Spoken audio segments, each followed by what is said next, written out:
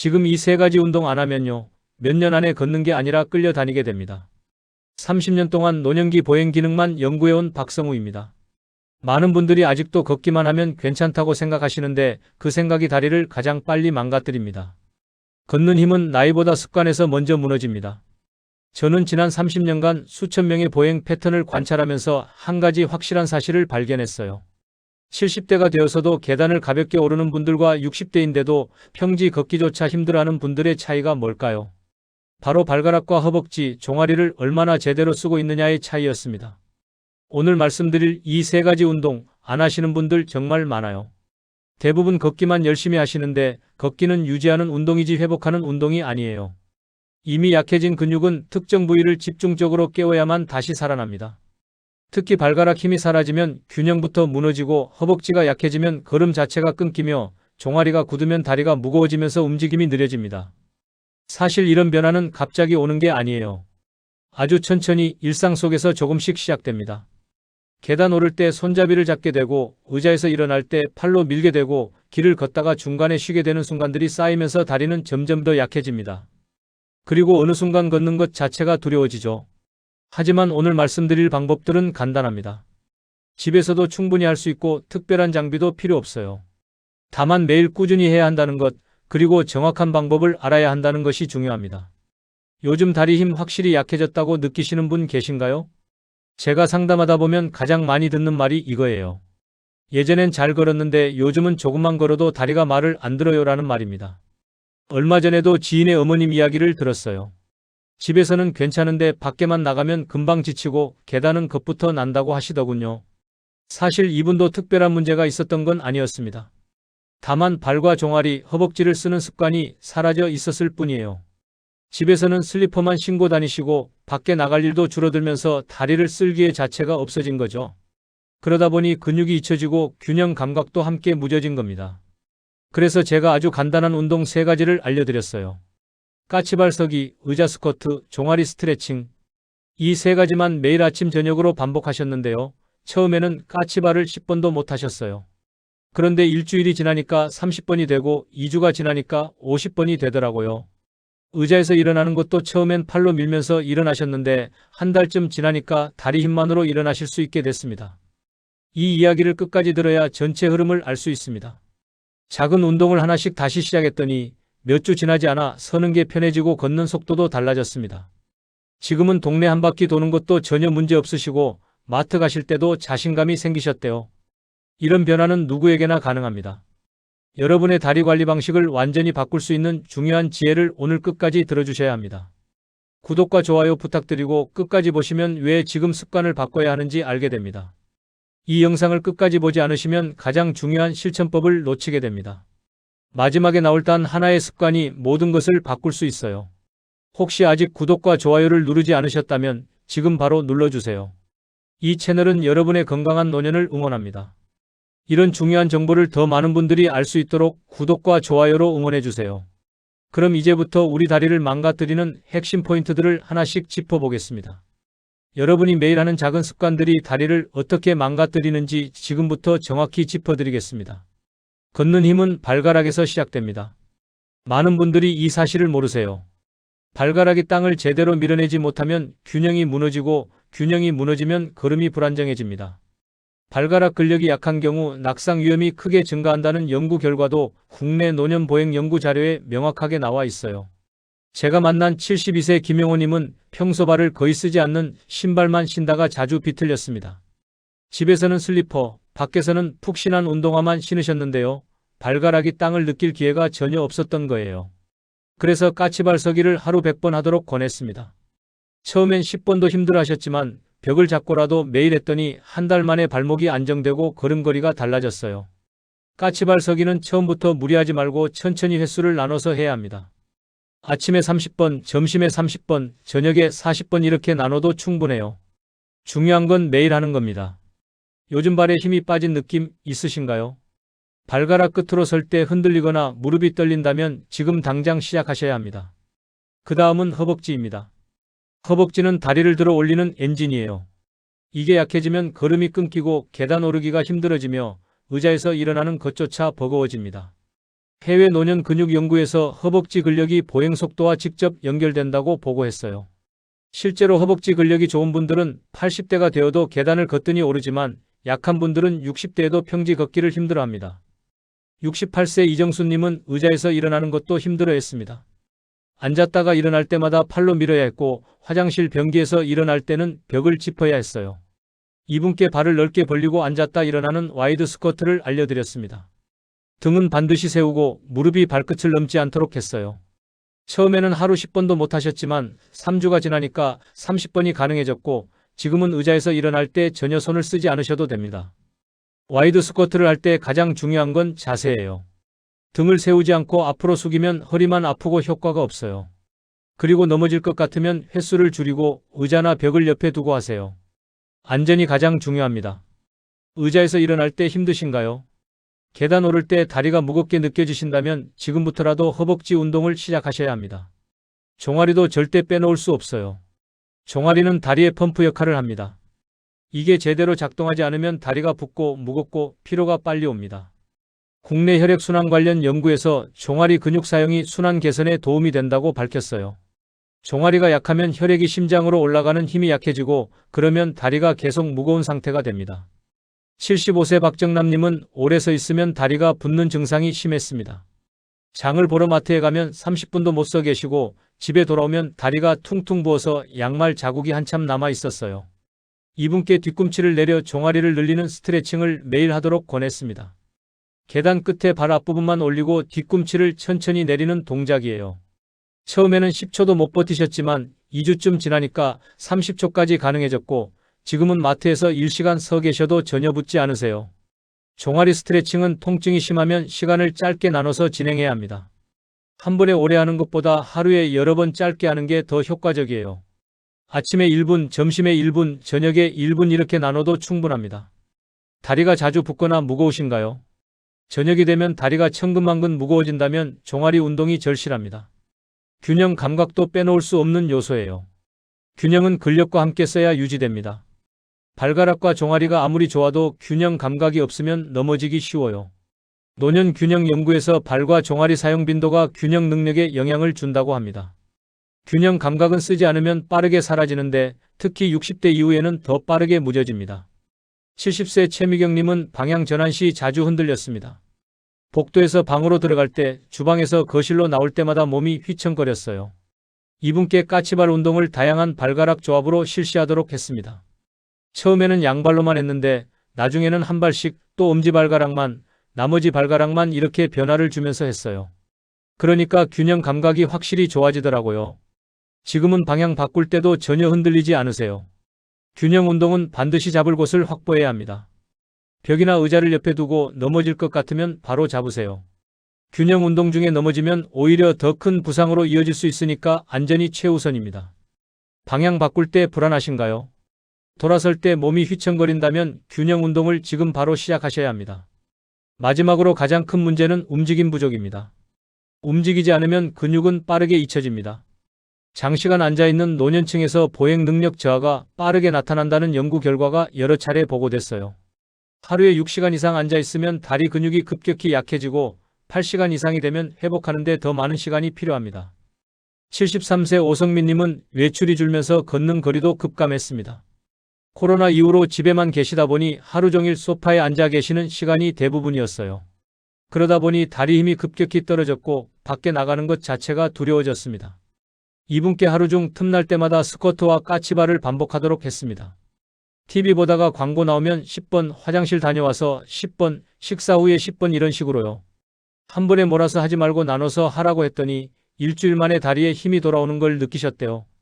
하루에 앉아있는 시간이 더 많으신가요?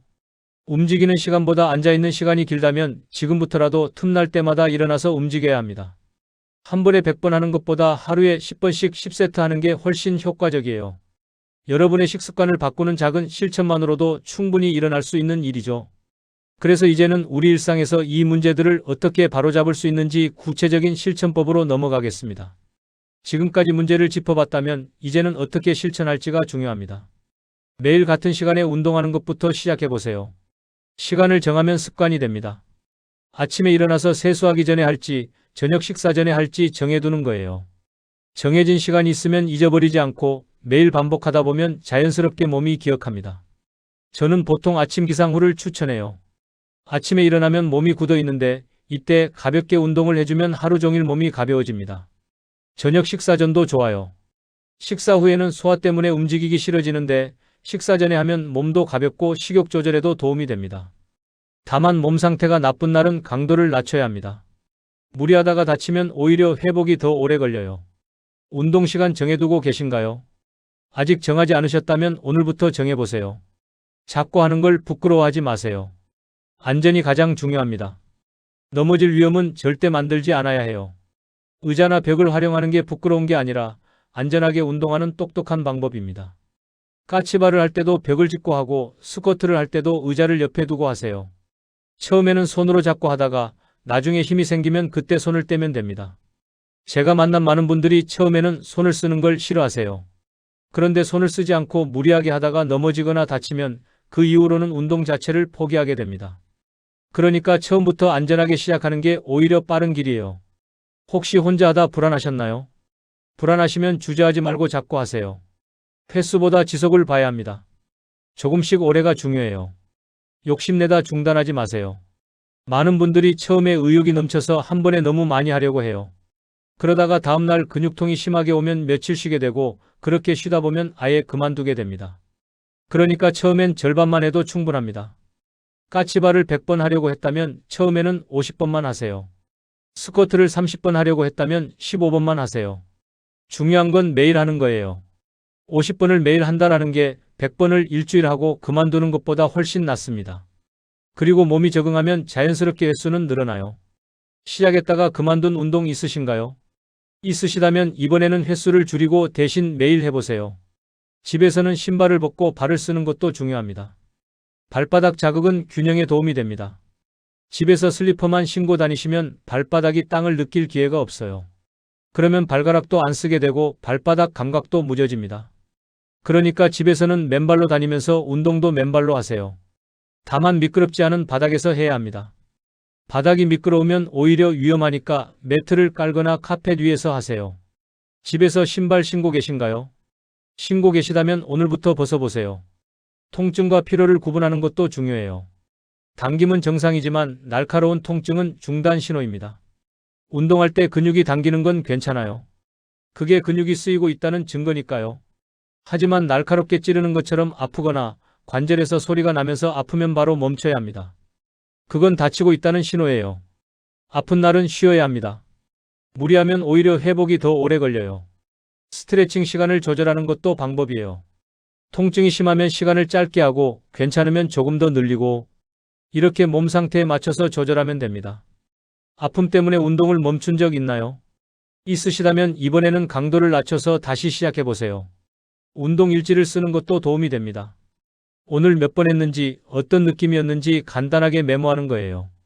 그러면 내가 얼마나 발전했는지 눈으로 확인할 수 있고 그게 동기부여가 됩니다. 처음에 10번밖에 못했는데 한 달 후에 50번 할 수 있게 된 걸 보면 뿌듯하거든요. 달력에 동그라미만 쳐도 좋아요. 운동한 날에 동그라미 치고 한 달 후에 보면 내가 얼마나 꾸준히 했는지 보여요. 가족이나 친구와 함께 하는 것도 좋은 방법입니다. 혼자 하면 의지가 약해질 때가 있는데 함께 하면 서로 응원하고 독려할 수 있어요. 아침마다 전화로 오늘 운동했냐고 확인하는 것만으로도 큰 도움이 됩니다. 그리고 함께 발전하는 모습을 보면서 더 재미있게 할 수 있어요. 스트레칭도 빼놓으면 안 됩니다. 운동 전후로 가볍게 스트레칭을 해주면 근육이 덜 뭉치고 다음날 근육통도 덜해요. 특히 종아리와 허벅지 뒤쪽을 늘려주는 게 중요합니다. 벽을 짚고 한쪽 발을 뒤로 빼서 종아리를 늘리거나 의자에 앉아서 다리를 쭉 펴고 발끝을 몸쪽으로 당기는 것만으로도 충분해요. 물을 충분히 마시는 것도 잊지 마세요. 운동할 때 수분이 부족하면 근육이 쉽게 피로해지고 쥐도 잘 나요. 그러니까 운동 전에 물 한 잔, 운동 후에 물 한 잔 마시는 습관을 들이세요. 특히 아침에 운동하시면 밤새 몸이 건조해진 상태니까 물을 꼭 마셔야 합니다. 음식도 중요합니다. 단백질을 충분히 섭취해야 근육이 회복되고 자라요. 나이가 들수록 단백질 필요량은 오히려 늘어나는데 많은 분들이 부족하게 먹으세요. 계란, 두부, 생선, 닭가슴살 같은 음식을 매 끼니마다 조금씩 드세요. 한 끼에 많이 먹는 것보다 세 끼에 나눠서 먹는 게 더 효과적입니다. 잠도 충분히 자야 합니다. 근육은 자는 동안에 회복되고 자라요. 하루 7시간 이상은 주무셔야 운동 효과가 제대로 나타납니다. 잠이 부족하면 아무리 운동을 열심히 해도 효과가 덜해요. 그러니까 일찍 주무시고 충분히 쉬세요. 날씨가 안 좋은 날에도 집에서 할 수 있는 방법을 만들어 두세요. 비가 오거나 눈이 와서 밖에 못 나가더라도 집에서 할 수 있는 운동이 있으면 꾸준히 할 수 있어요. 까치발, 스쿼트, 스트레칭은 모두 집에서 가능한 운동이니까 날씨 핑계는 대지 마세요. 작은 성공을 축하하는 것도 중요합니다. 오늘 목표한 횟수를 다 채웠다면 스스로를 칭찬하세요. 처음보다 10번 더 할 수 있게 됐다면 그것도 축하할 일이에요. 이런 작은 성공들이 쌓이면서 큰 변화를 만들어냅니다. 이제 마지막으로 오늘 내용을 정리해 보겠습니다. 오늘 이야기 정리해 보겠습니다. 많은 분들이 나이 탓이라고 생각하지만 실제로는 관리의 차이였습니다. 잘못된 상식은 걷기만 하면 된다는 생각이고 올바른 관리는 발과 허벅지, 종아리를 매일 깨워주는 겁니다. 걷기는 유지하는 운동이지 회복하는 운동이 아니에요. 이미 약해진 근육은 특정 부위를 집중적으로 자극해야만 다시 살아납니다. 이걸 방치하면 서는 것부터 불안해지고 결국 걷는 거리 자체가 줄어듭니다. 처음에는 계단 오를 때 손잡이를 잡게 되고 그 다음에는 평지 걷기도 힘들어지며 나중에는 집 안에서 움직이는 것조차 두려워집니다. 그러면 외출이 줄고 외출이 줄면 사회적 관계도 끊기고 그러다 보면 우울감까지 생기는 악순환이 시작돼요. 반대로 오늘 말씀드린 세 가지를 꾸준히 하면 다리에 힘이 돌아오고 움직임에 자신감이 생깁니다. 발가락 힘이 생기면 균형이 안정되고 허벅지 근력이 좋아지면 걸음이 가벼워지며 종아리가 강해지면 오래 걸어도 피로하지 않습니다. 그리고 이런 변화는 생각보다 빠르게 나타나요. 2주만 꾸준히 해도 몸이 달라지는 걸 느낄 수 있고 한 달이 지나면 주변 사람들도 알아챌 정도로 걸음걸이가 바뀝니다. 실제로 제가 만난 많은 분들이 이 세 가지 운동으로 삶의 질이 완전히 달라졌어요. 마트 가는 게 두려웠던 분이 지금은 친구들과 등산도 다니시고 계단 오르기가 힘들었던 분이 지금은 아파트 5층까지 걸어 올라가시고 집에만 계시던 분이 지금은 매일 동네 한 바퀴씩 산책하세요. 이런 변화가 특별한 게 아니에요. 누구나 할 수 있는 변화입니다. 오늘 당장 할 수 있는 한 가지는 이겁니다. 오늘 밤 자기 전에 까치발 50번만 해보세요. 벽을 잡고 해도 좋아요. 중요한 건 시작하는 거예요. 50번이 힘들면 30번만 하세요. 30번도 힘들면 10번만 하세요. 횟수는 중요하지 않아요. 오늘 시작했다는 것, 그게 가장 중요합니다. 그리고 내일도 하고 모레도 하고 일주일을 하다 보면 어느새 습관이 되어 있을 거예요. 그 다음에는 스쿼트를 추가하세요. 의자에 앉았다 일어나는 것만으로도 충분합니다. 팔을 쓰지 말고 다리 힘만으로 일어나 보세요. 처음엔 힘들지만 계속 하다 보면 점점 쉬워집니다. 그리고 일주일 후에는 종아리 스트레칭도 추가하세요. 이렇게 하나씩 추가하다 보면 한 달 후에는 세 가지를 모두 매일 하고 있을 거예요. 운동 일지를 쓰는 것도 잊지 마세요. 달력에 동그라미만 쳐도 좋으니까 매일 기록하세요. 한 달 후에 보면 뿌듯할 거예요. 그리고 가족이나 친구에게 오늘부터 운동 시작한다고 말하세요. 누군가에게 말하면 더 책임감이 생기고 함께 응원받으면 더 오래 지속할 수 있어요. 날씨가 안 좋아도 몸이 좀 피곤해도 바쁜 날에도 포기하지 마세요. 10번만 하고 자도 괜찮아요. 중요한 건 매일 하는 거예요. 100번을 일주일 하고 그만두는 것보다 10번을 한 달 계속하는 게 훨씬 낫습니다. 꾸준함이 가장 중요합니다. 여러분의 다리는 아직 늦지 않았어요. 지금 시작하면 충분히 회복할 수 있습니다. 70대도 80대도 가능합니다. 제가 만난 분들 중에는 85세에 시작해서 지금 혼자 계단 오르시는 분도 계세요. 나이는 핑계가 될 수 없어요. 중요한 건 시작하느냐 마느냐 그리고 계속하느냐 마느냐입니다. 다음 영상에서는 넘어지지 않는 다리 균형을 만드는 비밀을 알려드리겠습니다. 한 발로 서기, 눈 감고 서기, 좁은 곳 걷기 같은 구체적인 균형 운동법을 자세히 다룰 예정이에요. 그리고 넘어졌을 때 다치지 않는 낙상 대처법도 함께 알려드릴 거예요. 오늘 내용이 도움이 되셨다면 구독과 좋아요 눌러주시고 여러분 생각도 댓글로 남겨주세요. 오늘부터 까치발 50번 꼭 해보시고 일주일 후에 어떻게 달라졌는지 댓글로 공유해 주시면 정말 감사하겠습니다.